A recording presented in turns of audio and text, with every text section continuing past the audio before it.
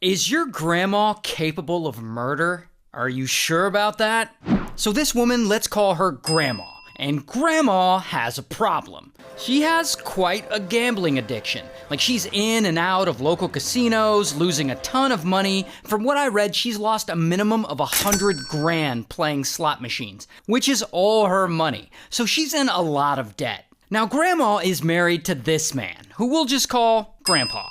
And one day, she and Grandpa are at home, and I guess she needs more money, or maybe she's just ashamed to tell Grandpa that she's in so much debt from gambling. It isn't really clear. But Grandma suddenly gets a pew-pew, and blam, blam, she unalives Grandpa. Then she goes to the employees of the worm farm that they own, and she tells them that Grandpa won't be coming into work for a while because he's been feeling sick. Now, this is supposed to buy her some time before people start getting suspicious. Then she continues living in her home while Grandpa's body is there, decomposing, for a whole ass 11 days. Then Grandma embezzles about 10 grand from Grandpa's business account and she flees, driving away in his Escalade. So now Grandma's on the run. But she's a gambling addict. So as she drives from Minnesota to Florida, along the way, she's stopping at casino after casino.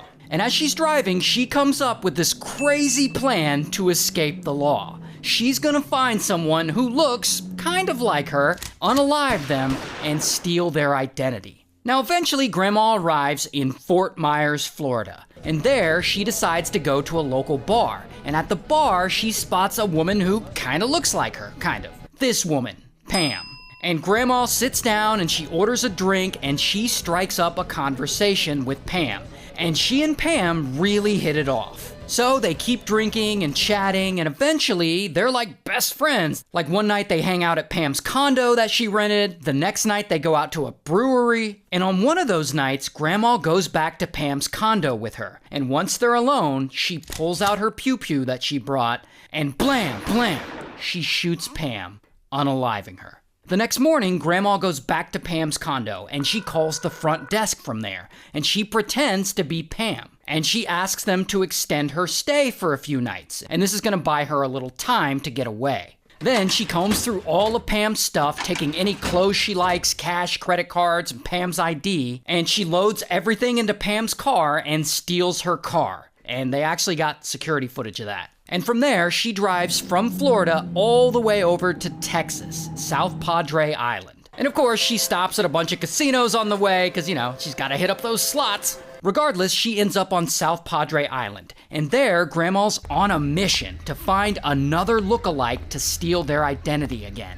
And pretty quickly, she finds one. She's at a local restaurant, and she spots her next target, this woman, Bernadette. And so Grandma approaches her, and they start chatting and drinking and hitting it off, and they have so much in common, what a coinkydink! And just like Pam, Bernadette is just happy to have made a new friend. And so she and Grandma, they get drinks the next night, and Grandma stays over at Bernadette's, and the next morning, they have breakfast together, and then they make plans to meet up again in a couple of nights for dinner. But shady-ass Grandma is about to unalive her too. But here's what Grandma doesn't know, though. Back in Minnesota, Grandpa's employees and coworkers at the worm farm, they hadn't heard from him in a while. So police end up going to his house to do a welfare check, and they find his body. Now, separately from that, in Florida, at the hotel, police find Pam's body. Now, at this point, they know these two murders are connected. They also know that Grandma is the one who did it, because she used the same pew-pew in both murders. So they launch a nationwide manhunt looking for her. Now, you know how Grandma really likes to go to casinos? Well, all those casinos she gambles at, they all have tons of security cameras. So police are able to get CCTV footage of her, plus her banking activity, and this helps them track her down to South Padre Island. Meanwhile, this story is getting tons of news coverage. Authorities say that Lois Reese may be targeting women who look like her so that she can steal their identity. And they start posting Grandma's photo all over the news. So, right before she's supposed to meet up with Bernadette so she can unalive her, Grandma's sitting at a local bar having a drink. And there, the manager of a restaurant next door to the bar recognizes her from her picture being on the news, and they call police. Minutes later, U.S. Marshals, along with the local police, they swoop in and they surround her, and bam, they finally arrest her.